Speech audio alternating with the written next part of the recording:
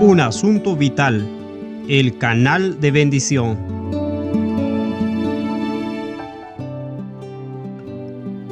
Capítulo 19. El más grande maestro que el mundo ha visto. En el último capítulo trazamos la batalla entre las dos simientes mencionadas en Génesis capítulo 3 versículo 15. La simiente de Cristo se aferró al principio de que la vida fluye de Dios y se mantiene a través de relaciones amantes y cercanas dentro de estructuras familiares. Estas relaciones se protegen con los mandamientos y se escriben en el corazón mediante el viaje revelado en el servicio del santuario. La simiente de Satanás creció con la mentira de que la vida nos es inherente y que el valor proviene a través del poder propio y los logros. Hemos trazado la triste historia del fracaso de Israel en preservar el canal de bendición, el desparramo de sus familias y su cautividad en Babilonia.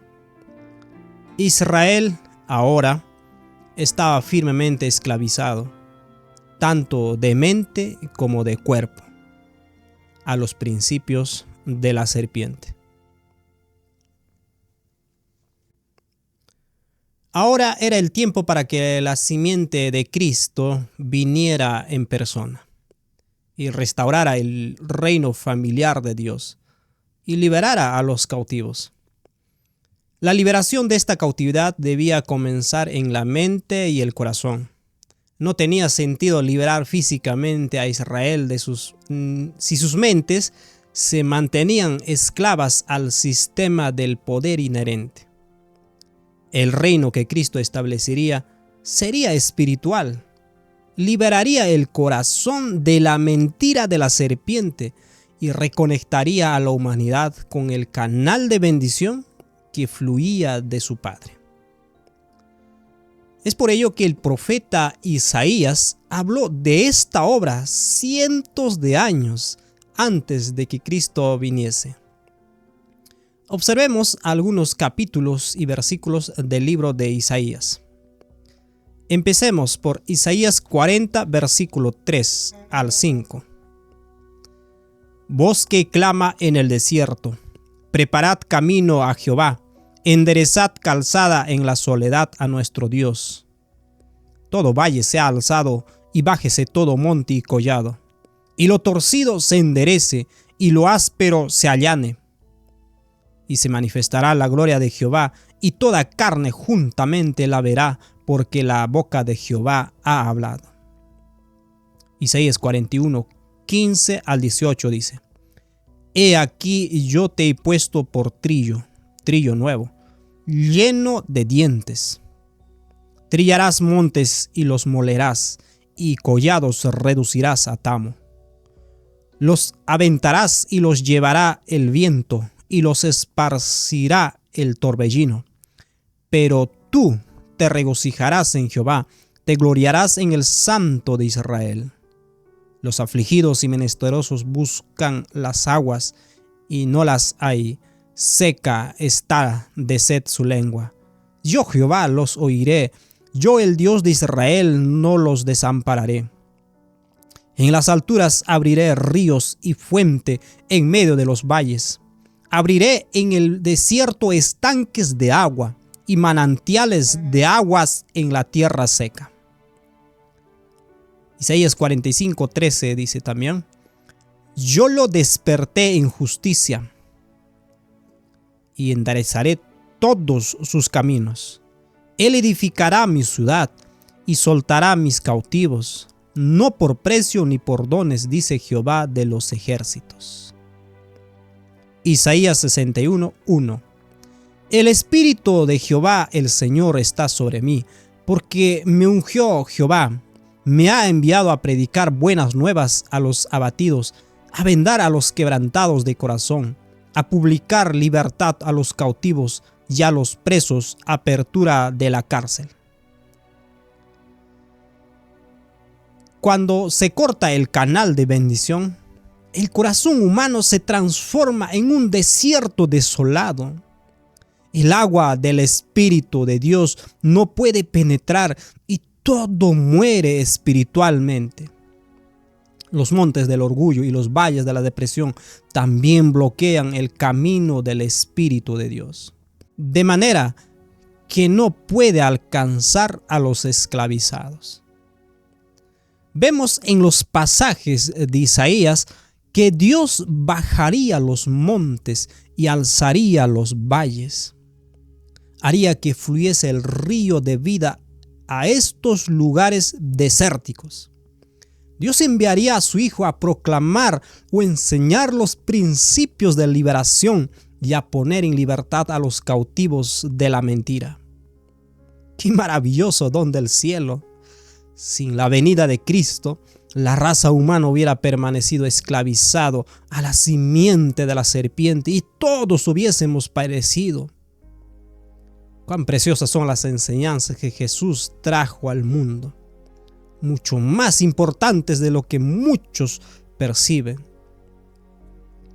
Ahora, examinemos brevemente el proceso y las enseñanzas que Jesús dio para liberar a los cautivos. Hemos descubierto este proceso en el capítulo 16. Por lo tanto, solo lo mencionaremos brevemente aquí como parte del proceso. Para permitir que el río fluyese a las regiones desérticas del corazón humano, Jesús tenía que conectarnos al canal de bendición que otorga vida. Debido a que la ley de Dios estaba escrita en el corazón de su Hijo y Jesús estaba plenamente sujeto a su Padre, Él poseía aquel canal que otorga vida. Al hacerse humano como nosotros, Jesús pudo conectarnos con Él. Al estar conectado a Él, podemos tener acceso al río de vida que fluye a través suyo. Sin embargo, Jesús también tenía que bajar los montes y alzar los valles para que el río llegara al desierto. En las orillas del río, el mundo oyó por medio de Jesús que Dios estaba complacido con su Hijo y lo amaba grandemente. Inmerso en estas palabras y todavía empapado de las aguas del Jordán, Jesús penetró el desierto, símbolo del corazón humano cautivo por Satanás, para abrir el río de vida a los desolados. Al aferrarse a su estado de hijo y mantenerse sujeto al Padre, Cristo rompió el poder de la mentira de la serpiente como ser humano y por lo tanto su victoria ahora fluye a través del río de vida a los corazones humanos. En el bautismo de Cristo y en el desierto de la tentación, el canal de bendición volvió a conectarse. Ahora que se había establecido el canal, las paredes protectoras necesitaban construirse. Estas paredes, por supuesto, son los mandamientos de Dios. Estos mandamientos habían sido pervertidos y tergiversados por la mentira de la serpiente, pero ahora Jesús nos mostraría su verdadero significado desde el reino familiar relacional. Así como Moisés subió una montaña para recibir la ley de Dios, Jesús subió una montaña para proclamar la ley de Dios en su contexto verdadero. Como profetizó el profeta Isaías en el capítulo 42, versículo 21. Jehová se complació por amor de su justicia en magnificar la ley y engrandecerla. Esta obra se ha registrado más claramente en Mateo capítulo 5 hasta el capítulo 7, el llamado y conocido el Sermón del Monte. No es casualidad que Jesús primero habla de la bendición y de cómo se recibe. Vayamos allí, Mateo capítulo 5, versículo 1 hasta el 11. Leeremos en esta oportunidad. Viendo la multitud, subió al monte, y sentándose vinieron a él sus discípulos. Y abriendo su boca les enseñaba diciendo: Bienaventurados los pobres en espíritu, porque de ellos es el reino de los cielos. Bienaventurados los que lloran, porque ellos recibirán consolación. Bienaventurados los mansos, porque ellos recibirán la tierra por heredad. Bienaventurados los que tienen hambre y sed de justicia, porque ellos serán saciados. Bienaventurados los misericordiosos, porque ellos alcanzarán misericordia. Bienaventurados los de limpio corazón, porque ellos verán a Dios. Bienaventurados los pacificadores, porque ellos serán llamados hijos de Dios. Bienaventurados los que padecen persecución por causa de la justicia, porque de ellos es el reino de los cielos.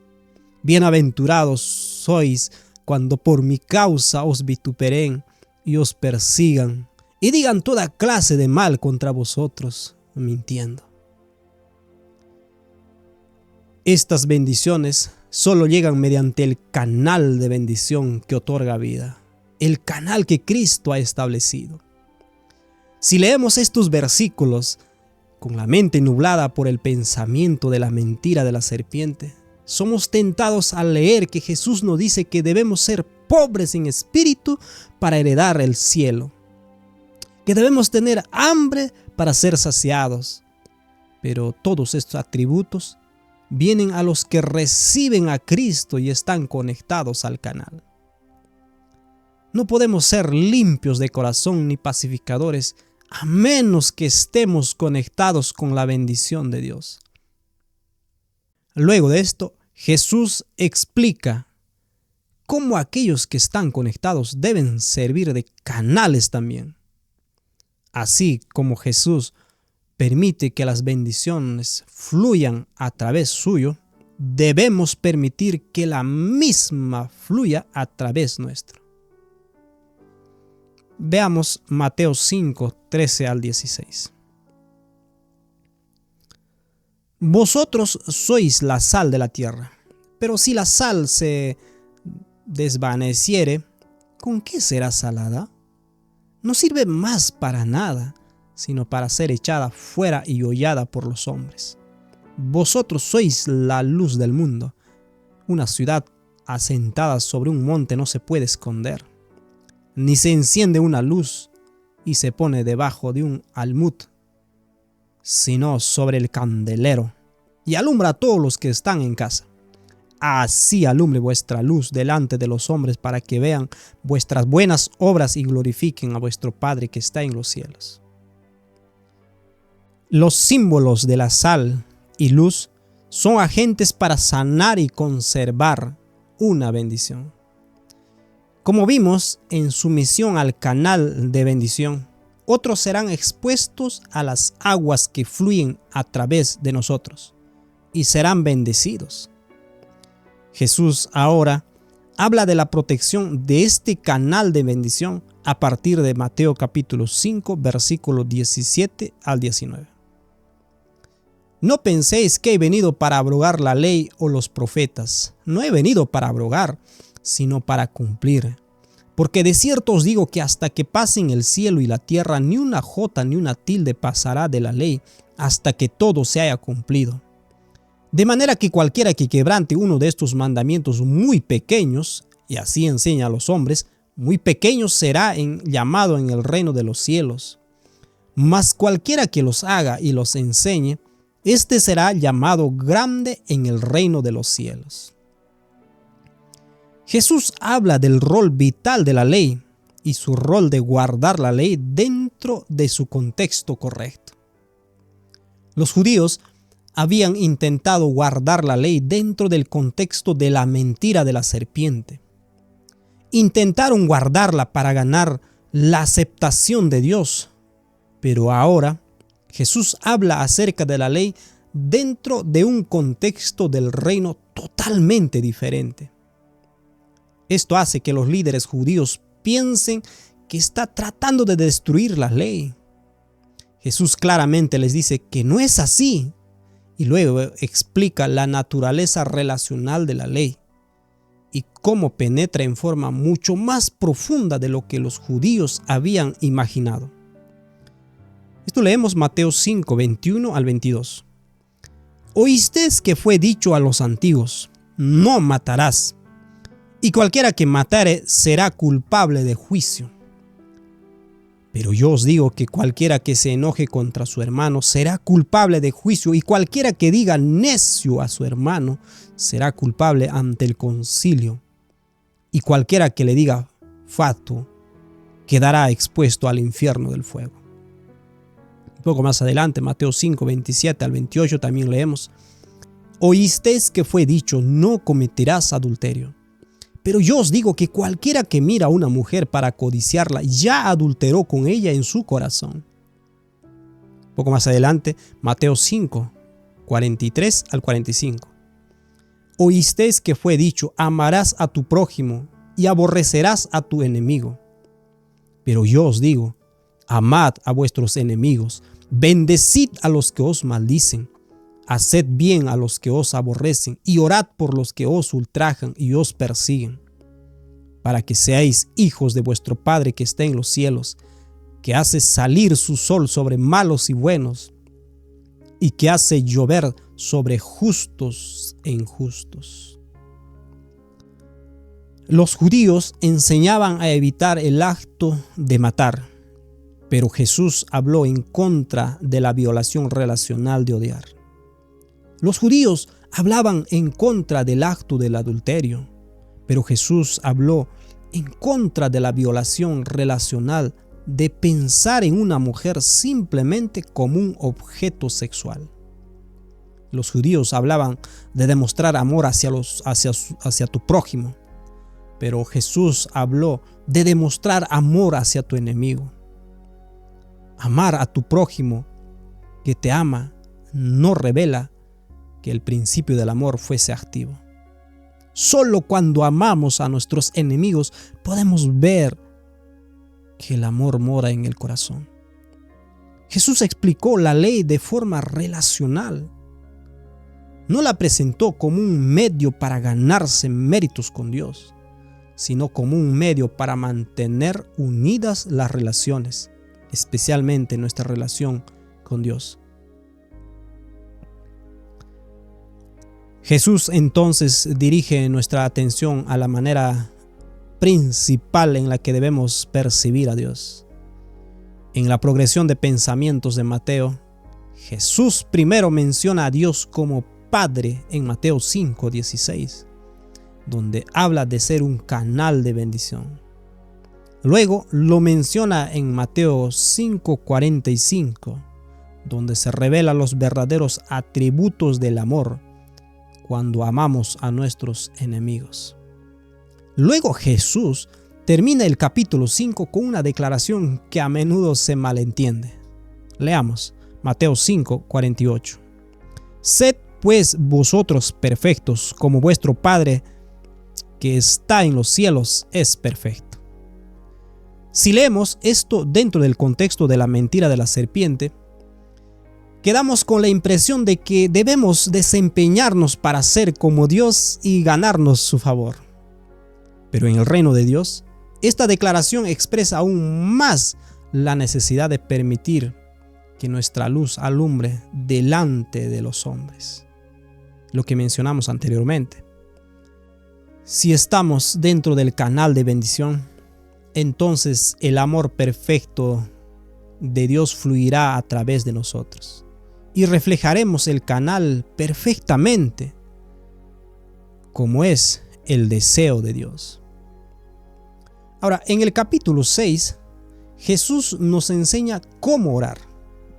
Dios dice que llamemos a Dios nuestro Padre. Leamos Mateo 6:9. Vosotros pues oraréis así: Padre nuestro que estás en los cielos, santificado sea tu nombre. Es tan vital y muy importante ver a Dios como un Padre que nos ama, que valora y cuida de nuestras necesidades. Verlo simplemente como el Rey del universo no nos permite ver su corazón y su deseo por nosotros. La referencia a Padre es una invitación maravillosa de venir y hablar con Él. Una vez más, vemos a Dios como un Padre que nos ama. Nos liberamos del temor y las preocupaciones de intentar proveer para nosotros mismos. Ya no necesitamos enfocarnos en posesiones ni preocuparnos por ellas. Al ver a Dios como nuestro Padre, nos liberamos de estas preocupaciones esclavizantes. Es por ello que Mateo 6, 31 al 33 dice lo siguiente: No os afanéis, pues, diciendo, ¿qué comeremos? ¿O qué beberemos? ¿O qué vestiremos? Porque los gentiles buscan todas estas cosas, pero vuestro Padre Celestial sabe que tenéis necesidad de todas estas cosas. Mas buscad primeramente el reino de Dios y su justicia, y todas estas cosas os serán añadidas. La mentira de la serpiente hace que la gente dependa de su poder inherente para proveer sus necesidades y protegerse. Estas preocupaciones pueden consumir el proceso entero del pensamiento de una persona y no deja lugar para las consideraciones espirituales. Pero cuando vemos a Dios como un Padre, confiamos en que Él proveerá para nosotros, para que podamos enfocarnos y mantenernos conectados con Él. ¡Qué maravilla! Como hemos dicho anteriormente, el sábado es un recordatorio clave de dónde proviene la vida. Junto con el mandamiento de obedecer a nuestros padres, el sábado se coloca en el mismo centro de los mandamientos. Los líderes judíos habían transformado el sábado en una carga por la lente de la mentira de la serpiente. Tenían una lista espantosa de leyes a guardar en ese día. Sin embargo, el sábado debería representar la fuente de vida. Es un monumento de libertad y descanso en nuestro Padre Celestial. Fue diseñado para ser el mejor día de la semana. Como medio para restaurar el significado verdadero del sábado, Jesús sanaba a la gente físicamente, un símbolo del sanamiento espiritual que viene cuando reconocemos a Dios como la fuente de vida. Leemos en Juan 5, del 5 al 11. Y había allí un hombre que hacía 38 años que estaba enfermo. Cuando Jesús lo vio acostado y supo que llevaba ya mucho tiempo así, le dijo: ¿Quieres ser sano? Señor, le respondió el enfermo, no tengo quien me meta en el estanque cuando se agita el agua, y entre tanto que yo voy, otro desciende antes que yo. Jesús le dijo: levántate, toma tu lecho y anda. Y al instante aquel hombre fue sanado y tomó su lecho y anduvo. Y era de día de reposo aquel día. Entonces los judíos dijeron a aquel que había sido sanado: es día de reposo, no te es lícito llevar tu lecho.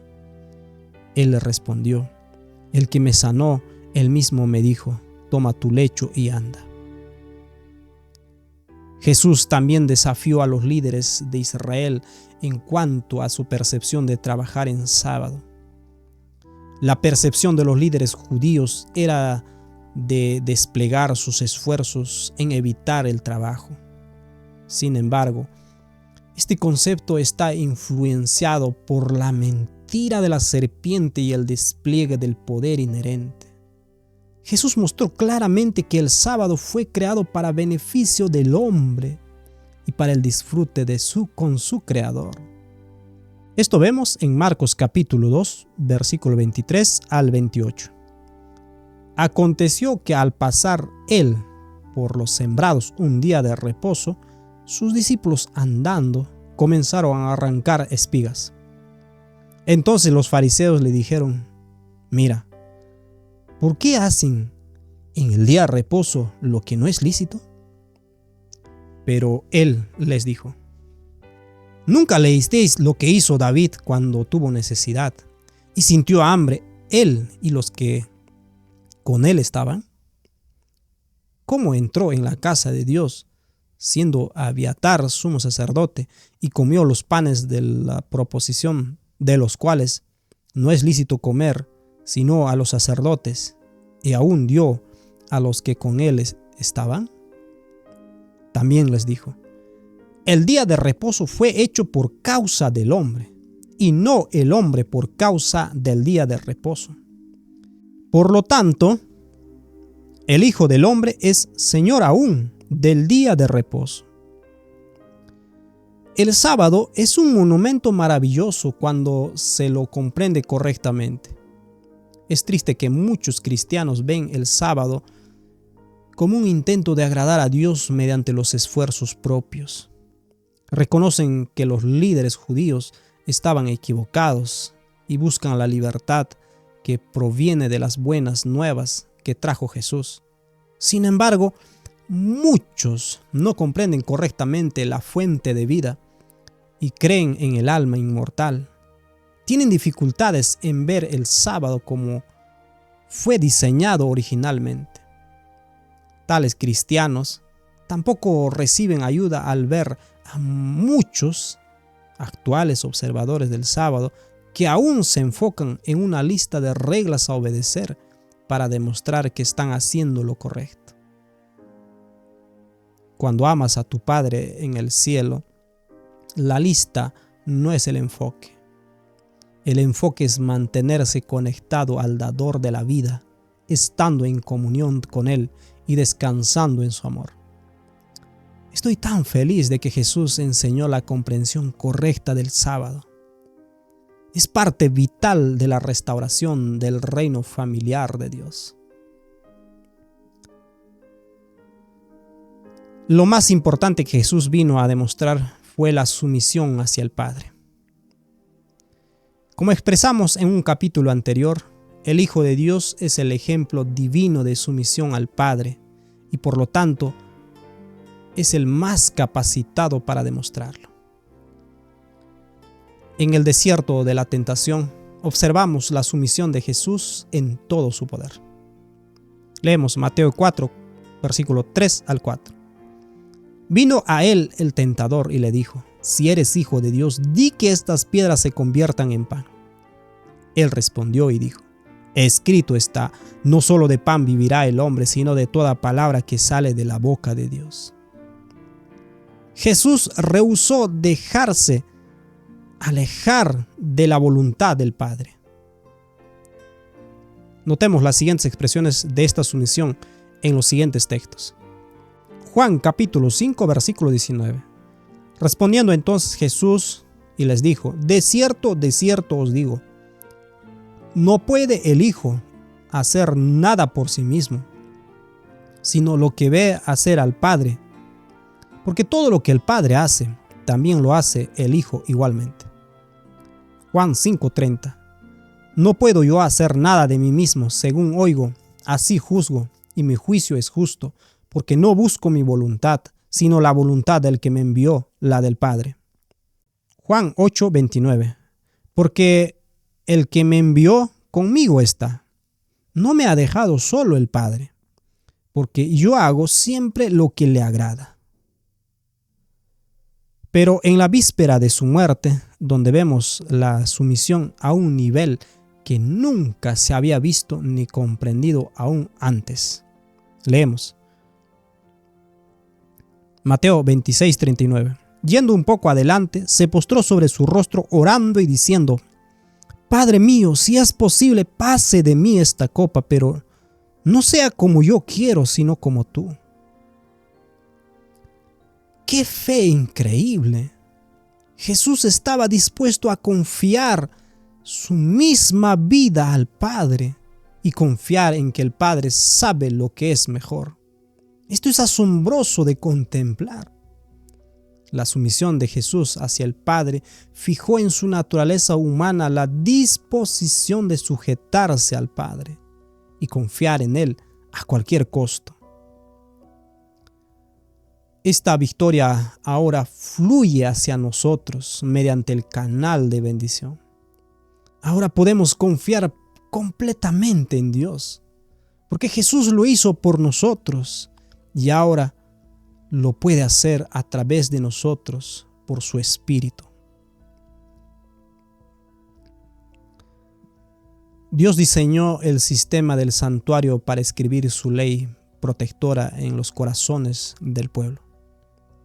Los judíos, influenciados por la mentira de la serpiente, habían transformado al templo del santuario en un ícono nacional, un símbolo de orgullo, una posesión que los hacía sentirse bien sobre sí mismos. Encima de esto, se agregó la avaricia, el egoísmo y el deseo de ganancias de parte de los que cambiaban dinero en el templo y vendían animales de sacrificios para obtener beneficios. El sistema del santuario, como todos los demás, había sido tergiversado y pervertido por la mentira de la serpiente. Jesús señaló sus intenciones de restaurar una visión correcta del santuario al purificar. Leemos esto en Juan capítulo 2, versículo 13 al 17. Estaba cerca de la Pascua de los judíos, y subió Jesús a Jerusalén, y halló en el templo a los que vendían bueyes, ovejas y palomas, y a los cambistas allí sentados, y haciendo un azote de cuerdas echó fuera del templo a todos, y las ovejas y los bueyes, y los esparció las monedas de los cambistas. Y volcó las mesas, y dijo a los que vendían palomas: quitad de aquí esto, y no hagáis de la casa de mi padre casa de mercado. Entonces se acordaron sus discípulos de que está escrito: el celo de tu casa me consume. Al purificar el templo, Jesús señaló a su verdadero propósito. Debía ser un lugar para que la gente se acercara a Dios y adorara. Jesús purificó el templo nuevamente hacia el final de su ministerio. Era vital para Jesús el restaurar una visión correcta del santuario, porque, como vimos, es el método designado por Dios para hacernos volver al reino de familiar.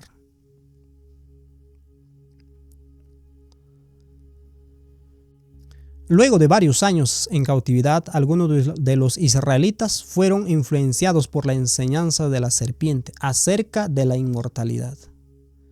Para romper esta mentira y reafirmar nuestra dependencia total de Dios para la vida, Jesús enseñó que la vida viene únicamente por Él. No se encuentra vida inherente dentro de nadie más.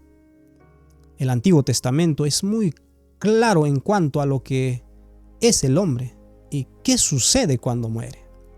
Leemos primeramente en Génesis 3:19.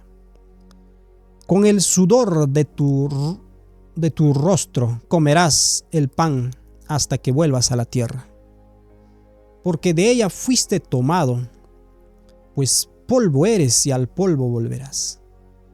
El hombre fue creado del polvo y al polvo volverá. No hay una vida retenida, ni un alma que se mantiene viva de ninguna manera. Eclesiastés 3:19-20 también dice lo siguiente: porque lo que sucede a los hijos de los hombres y lo que sucede a las bestias, un mismo suceso es. Como mueren los unos, así mueren los otros, y una misma respiración tienen todos. Ni tienen más que el hombre que la bestia, porque todo es vanidad. Todo va a un mismo lugar.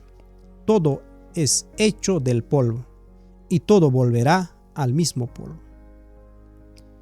Cuando el hombre muere, no se vuelve a levantar hasta la resurrección en el fin del mundo. Esto leemos en Job 14, versículo 12 al 14. Así el hombre yace y no vuelve a levantarse. Hasta que no haya cielo, no despertarán, ni se levantarán de su sueño. Oh, ¿quién me diera que me escondiese en el Seol? Que me encubrieses hasta apaciguar tu ira, que me pusieses plazo y de mí te acordaras. Si el hombre muriere, ¿volverá a vivir?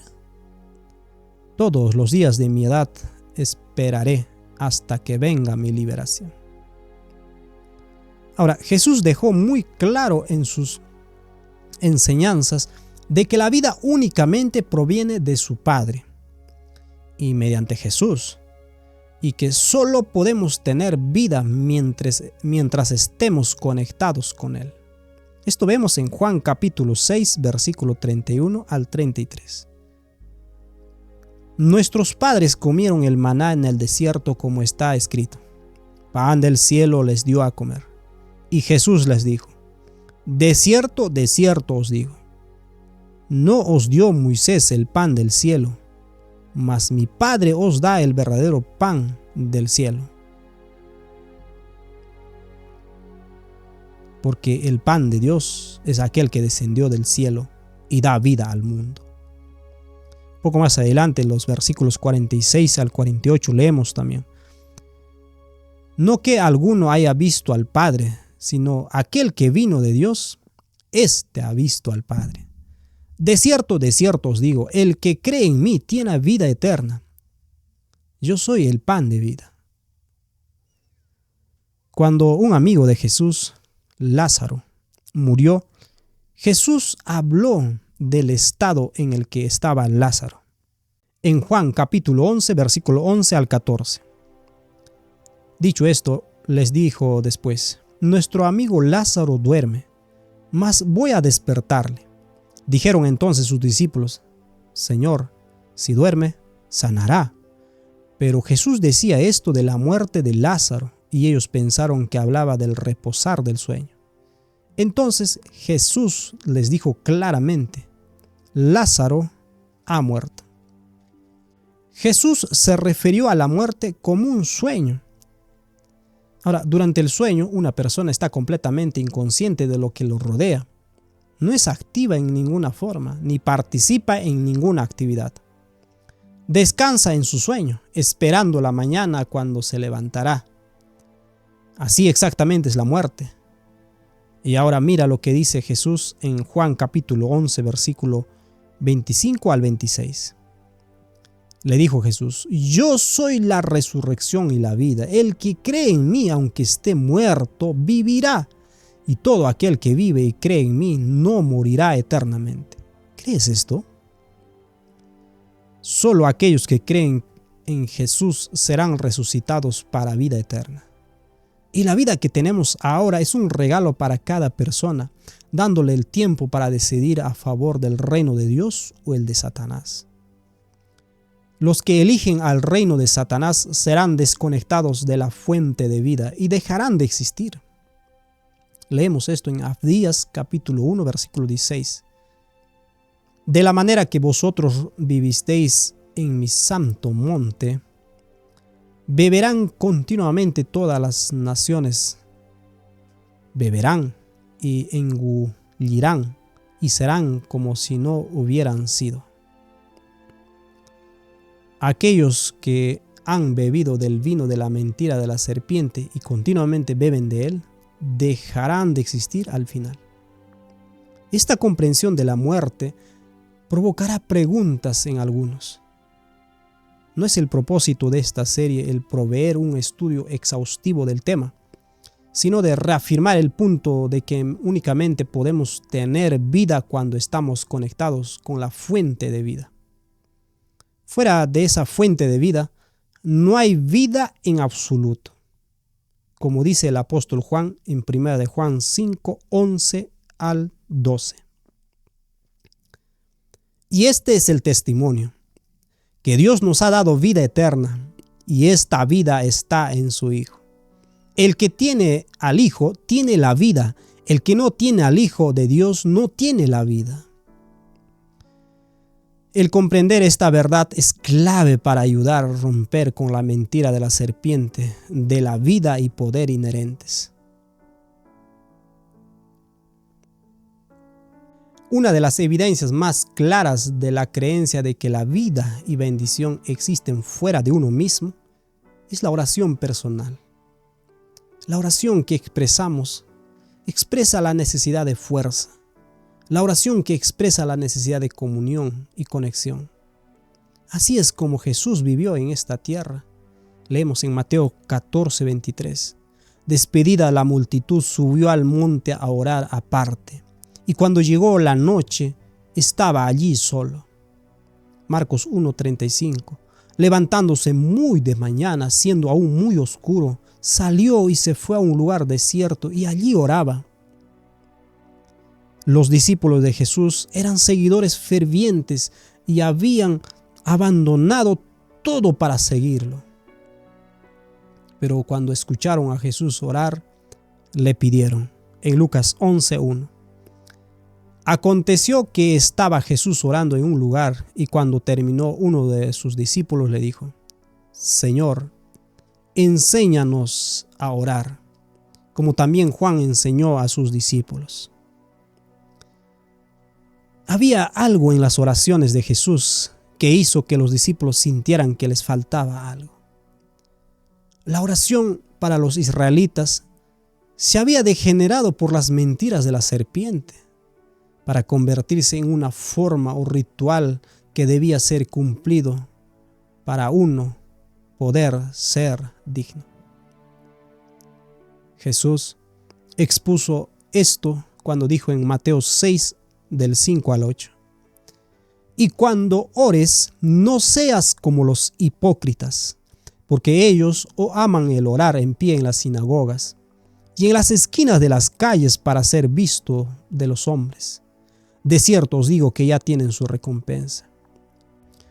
Mas tú, cuando ores, entra en tu aposento y cerrada la puerta, ora a tu Padre que está en secreto.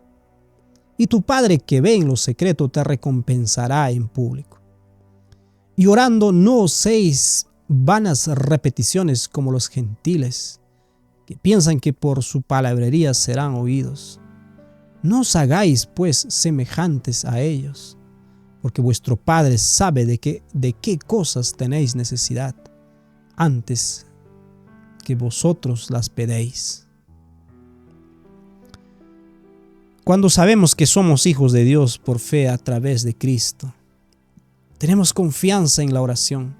Hablamos con Él con amor y gozo.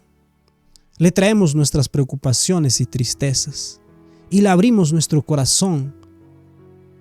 En el reino de Dios, la oración es el resultado de una relación real. Es relacional la oración.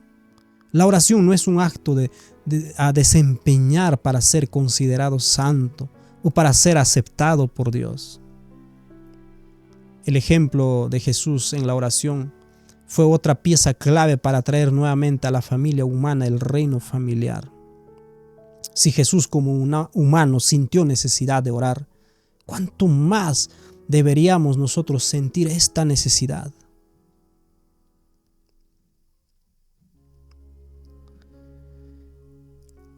En el reino familiar de Dios, el rol de la mujer es vital dentro de la familia.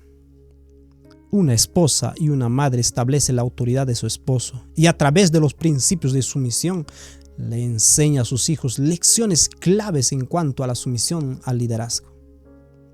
Satanás siempre ha tratado de dificultar las vidas de las mujeres y hacerle resistir el rol sumiso o ser pisoteados por un esposo indiferente u hostil. Los líderes judíos habían colocado a la mujer en una posición muy difícil. Por ejemplo, un hombre podía divorciarse de su esposa por las razones más triviales y hacer que una mujer se sintiese extremadamente insegura y por lo tanto complaciente. Se quería mantener el respeto de la comunidad. En caso de adulterio, generalmente se culpaba a la mujer como la causa del adulterio. Jesús trató con este asunto directamente y vemos una impresionante defensa a una mujer de la que los líderes judíos se habían aprovechado. Veamos el siguiente pasaje de Juan capítulo 8, versículo 3 al 11. Entonces los escribas y los fariseos le trajeron una mujer sorprendida en adulterio. Y poniéndolo en medio, Le dijeron: Maestro, esta mujer ha sido sorprendida en el acto mismo del adulterio, y en la ley nos mandó Moisés apedrear a tales mujeres. Tú, pues, ¿qué dices? Mas esto decían tentándole para poder acusarle. Pero Jesús, inclinando hacia el suelo, escribía en la tierra con el dedo. Y como insistieron en preguntarle, se enderezó y les dijo: El que de vosotros esté sin pecado sea el primero en arrojar la piedra contra ella. Y inclinándose de nuevo así hacia el suelo, siguió escribiendo en tierra. Pero ellos, al oír esto, acusados por sus conciencias, salían uno a uno, comenzando desde los más viejos hasta los más postreros. Y quedó solo Jesús y la mujer que estaba en medio. Enderezándose Jesús y no viendo a nadie sino a la mujer, le dijo: Mujer, ¿dónde están los que te acusaban? ¿Ninguno te condenó? Ella dijo: Ninguno, Señor. Entonces Jesús le dijo: Ni yo te condeno. Vete y no peques más. Jesús defendió a esta mujer de los insensibles y crueles fariseos. No aprobó su parte en el pecado, es verdad, pero le dio un sentido de valor al defenderle y salvarle la vida. No condenó su pecado, sino que le ofreció la esperanza de una vida. En otra ocasión, algunas madres trajeron a sus hijos a Jesús para que los bendijese. Estas mujeres, atraídas por el Espíritu de Dios, captaron algo en Jesús que sus hijos necesitaban y que Jesús podía proveerles al bendecirlos. Leamos este episodio, Marcos 10, versículo 13 al 16. Y le presentaban niños para que los tocase, y los discípulos reprendían a los que los presentaban. Viéndolo Jesús, se indignó y les dijo: Dejad a los niños venir a mí, no se lo impidáis, porque de los tales es el reino de Dios. De cierto os digo que el que no recibe el reino de Dios como un niño, no entrará en él. Y tomándolos en los brazos, poniendo las manos sobre ellos, los bendecía. Los discípulos de Jesús vieron este evento como una intromisión en asuntos más importantes. Para demostrar la seriedad de esta situación, la Biblia indica que Jesús estaba indignado, o más claramente, bastante enojado de que se les negara el pedido de las madres. Hay pocas veces en las que se registra que Jesús haya estado enojado, y esta es una de ellas. Mediante este acto, Jesús demostró que comprendía y le importaban las penurias de una madre, e hizo lo que pudo para aliviar esa carga. Es interesante ver que fue la defensa de una mujer lo que finalmente llevó a Cristo a la muerte. Notemos este pasaje en Mateo 26, versículos 6 al 16. Y estando Jesús en Betania, en casa de Simón el leproso, vino a él una mujer con un vaso de alabastro de perfume de gran precio, y lo derramó sobre la cabeza de él, estando sentado a la mesa. Al ver esto, los discípulos se enojaron diciendo: ¿Para qué este desperdicio? Porque esto podía haberse vendido a gran precio y haberse dado a los pobres. Entendiendo, Jesús les dijo: ¿Por qué molestáis a esta mujer? Pues ha hecho conmigo una buena obra. Porque siempre tendréis pobres con vosotros, pero a mí no siempre me tendréis. Porque al derramar este perfume sobre mi cuerpo lo ha hecho a fin de prepararme para la sepultura. De cierto os digo que donde quiera que se predique este evangelio en todo el mundo, también se contará lo que ha hecho esta para memoria de ella. Entonces uno de los 12, que se llamaba Judas Iscariote, fue a los principales sacerdotes y les dijo: ¿Qué me queréis dar? Y yo os lo entregaré. Y ellos le asignaron 30 piezas de plata. Y desde entonces buscaba oportunidad para entregarle.